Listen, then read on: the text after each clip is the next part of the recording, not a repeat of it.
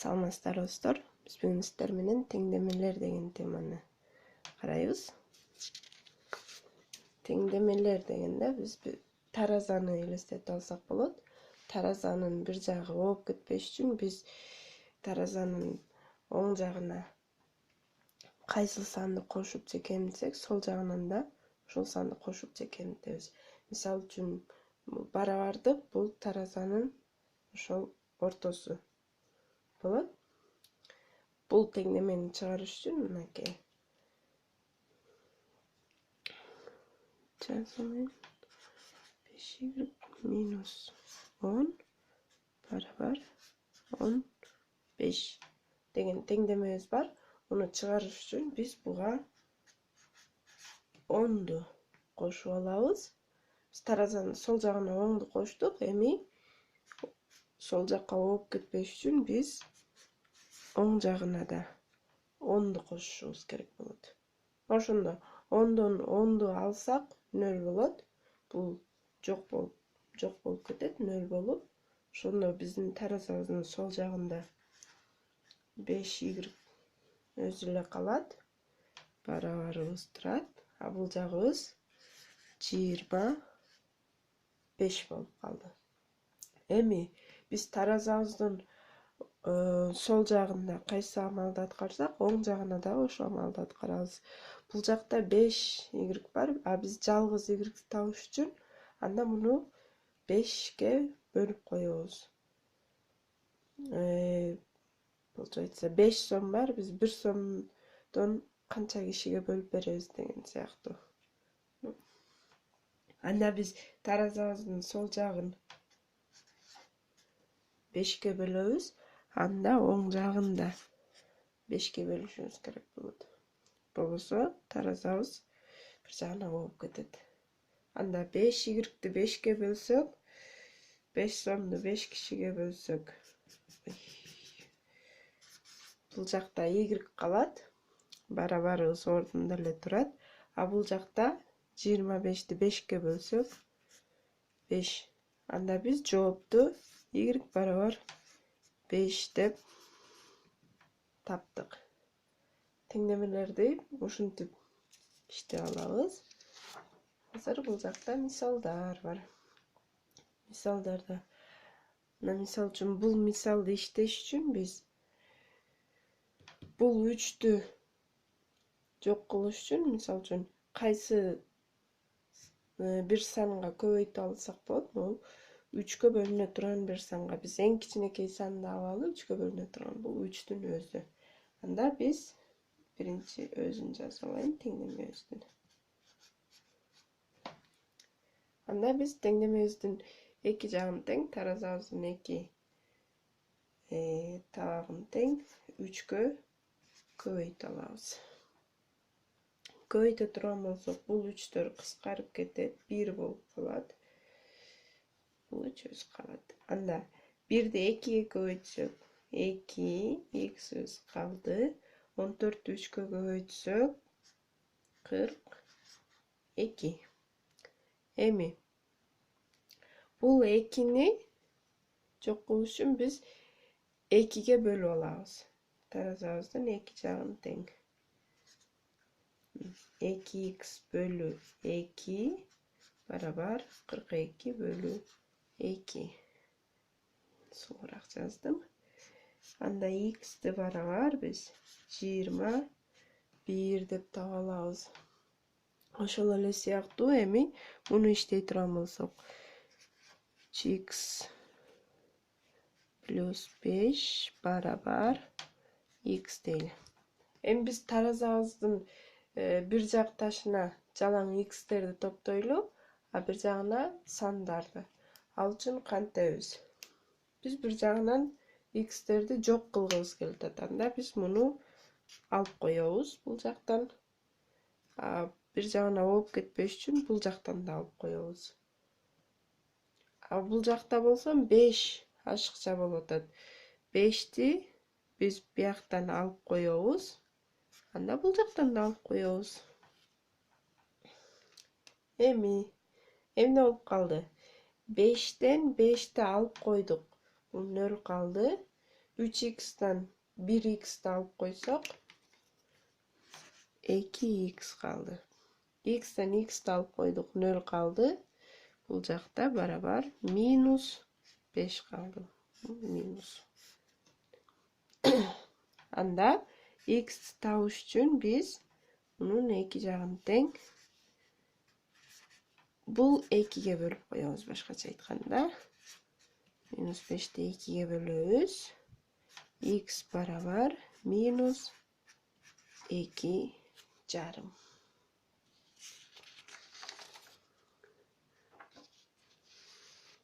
Анда кейін кесебіз. Biz bunu çıkarış için birinci kaşanı açıp alalım. Kaşanı açış için bunu ikisini teң bu sandı көбейтіп çıkarız. 3 özü жазылады. Minus 5'ti x'e көбейтсек minus 5x. Minus 5'ti 2'ye көбейтсек minus 10. Barabar 2x деген. Hem janағы сияқты öyle. Alsırak жазалайын. 3 minus 5x minus 10 beraber 2x. Nake bulacakta bu 2x aşıkça bunu biz bir yaktan alıp salalı. Anda bir yaktan da alıp salalı. Bulacaktan 3 aşıkça bir yaktan 3 de alabız. 10 жетпейді. Biz bunu çok kılış için 10'du koşup koyuyoruz. Böyle yazıp durmayın. Anda bulacaktan da 3 de alabız. 10'du koşup koyuyoruz. Emi. Bulacağız 14 gitti 0 bolup kaldı. 3 gitti 0 bolup kaldı. Minus 5x minus 2x oldu. Koşsak minus 5'e minus 2'ni koşsak minus 7x. Bulacaktan x'ler 0 bolup kaldı. Bunu koşa turan bolsak minus 7. X tavuş için biz bu minus 7'ye bölüp salabız. Minus 7x bölü minus 7 beraber minus 7 bölü minus 7. Şunda bulacağımızda x kaldı. Bulacağımızda 1 özü kaldı. Bundan keyin keseriz. 4a deyip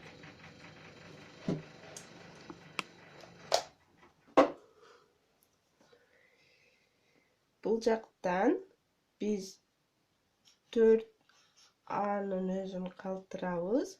Bu minus 16'nı çok kılış için bulacakka 16'nı koşuyoruz. Bunaki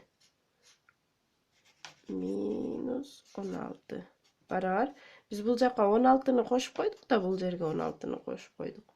Anda bulacakka da koşuyoruz. 24 plus 16. Plus 16'nı koştuk. Bulacakka plus 16 koştuk. Bulacakka da plus 16 koştuk. Şunda bu plus 16 minus 16 0. Bulacakta kaldı 4a beraber 24 plus 16 40. A'nı tavuş için biz 4'e bölüp koyuyoruz. Mol 4'e. 4a bölü 4 beraber 40'dı da 4'e bölüyoruz. İki жағын тең. Егер bir özüne bölüp koysak tarazabız жанагы başına bir жағына болуп кетет. Анда бул жактан a калат. Бул жактан 10. Onun da жанагы birinci iştegenimiz сыяктуу муну 3'e көбөйтөбүз. Муну да анда 3'e көбөйтөбүз. Бул экөө кыскарып кетет, 1 калат. Бул жакта 15. Sırasıyla çıktı. X beraber 15.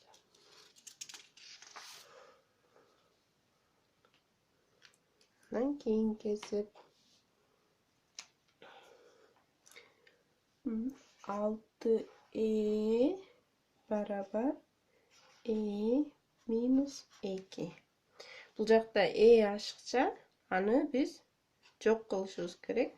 Аны үшін бұл жақтан ені алып қоямыз. Бұл жақтан да алып қоямыз. Бұл 0 болып қалды. Ошондо таразабыздын оң жагында минус 2 өзү қалды. Бұл жақта 5 қалды. Ені табыш үчүн biz 2 жағын тең ол 5-ке бөліп қоямыз. Барабар минус 0,4. Жол болсам минус 2 бөлі 5 деп жазсақ та болады. Қалу. 2 жооптың тура. Мұны бұл эсепти чыгарыш үчүн биринчи муну көбөйтүп алабыз.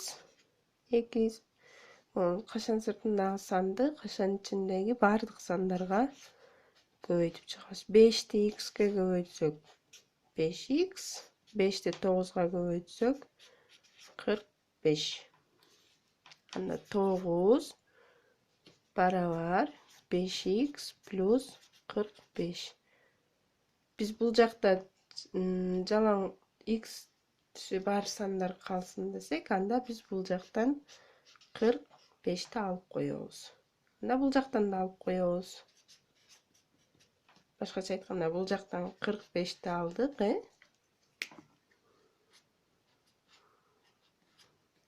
Бұл жақтан да минус 45.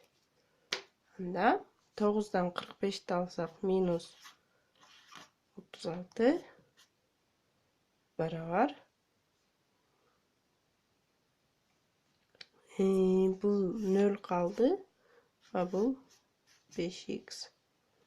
Анда x табыш үчүн муну 5-ке бөлөбүз. Анда муну да 5-ке бөлөбүз. Анда минус 36-дан 5 барабар x. Муну биз минус 7,5-тен 1 деп жазып алсақ болот. Бұл экөө бири-бирине барабар сандар, же болбосо минус 7,2. Бұл 3 жооптың тура жооп.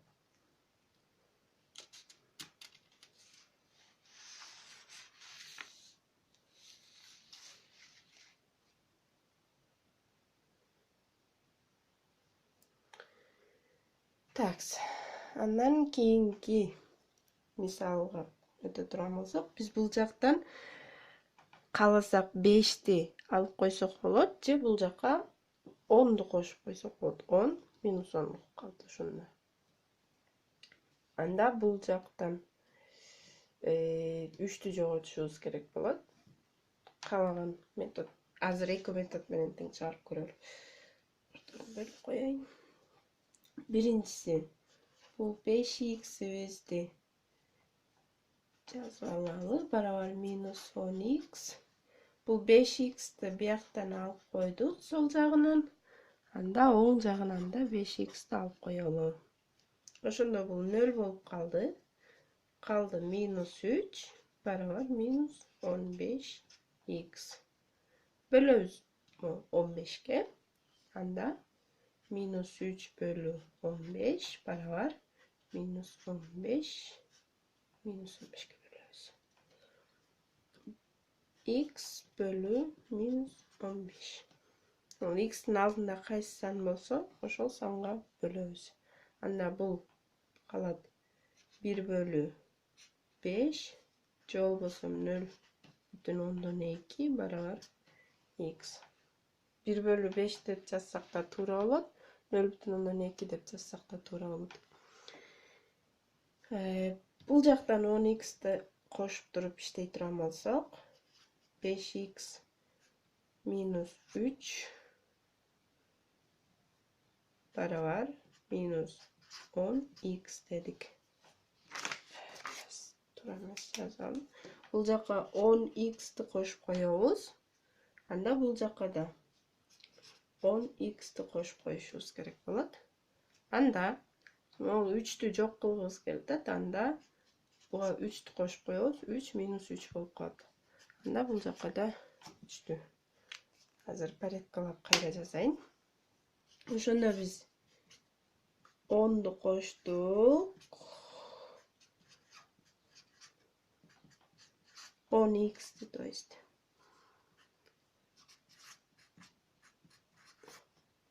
Oyun siyaqtуу. Bir жагына коштукпу, экинчи жагына да кошобуз. Хоп. Бул 0 болуп кетет. Бул да 0 болуп кетет. Барабар 3. Анда x барабар 15'ти 15 3'тү 15'ке бөлгөнүбүзгө барабар. Могул 15'ке получается. Бул жерде мындай болот да, 15x бөлү 15 барабар 3 бөлү 15 сыяктуу. Муну биз биринчи кашаны ачып алалы. 14 плюс 18k барабар минус 6k плюс 2. Эми бул жакка 6k'ны кошолу, кысылмайын жазайын. 6k'ны кошолу, 6k минус 6k болуп калат. А бул жактан 14'тү алалы. Анда бул жакка 6k'ны кошобуз, а бул жактан 14'тү алабыз. Ошондо бул 14'төрүбүз кетти, бул жактан калды 6k плюс 18k барабар 2 минус 14 калды. Ошондо муну кошо турган болсок 24k барабар минус 12. K барабар минус жарым. Дедик. Кийинки эсепти карайлы. Ой. Мунун эки жагын тең. Барабардын эки жагын тең 5ке көбөйтөбүз. Могул 5'ти жок кылышыбыз керек болуп атат да. Ошондо бул кыскарып кетет. 2x плюс 1 өзү эле калат, барабар 5. Эми эки жактан тең 1'ди алып коелу. 1 ашыкча болуп атат. Анда 2x барабар 4 болуп калды. Эми эки жакты тең 2ге бөлүп коелу. 2x'ти 2ге бөлсөк x калат. 4'тү 2ге бөлсөк 2 калат. Бул мисалдын эки жагын тең кайсы санга көбөйтөбүз? Ошондо бул 3кө көбөйтөбүз. Муну да 3кө, муну да 3кө. Көбөйткөндө баарын көтөрөбүз.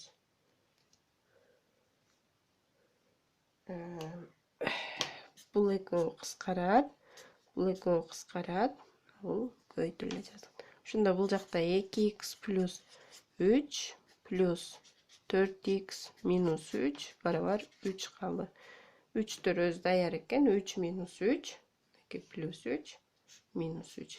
Булар 0 болуп кетти. 6x барабар 3 калды. Анда муну 6га бөлөбүз, анда муну да 6га бөлөбүз. Ошондо 6x'ти 6га бөлсөк x өзү калат. 3'тү 6га бөлсөк жарым. Же болбосо монтип жазсак да болот. Таштайбыз. Эми кийинки эсеп.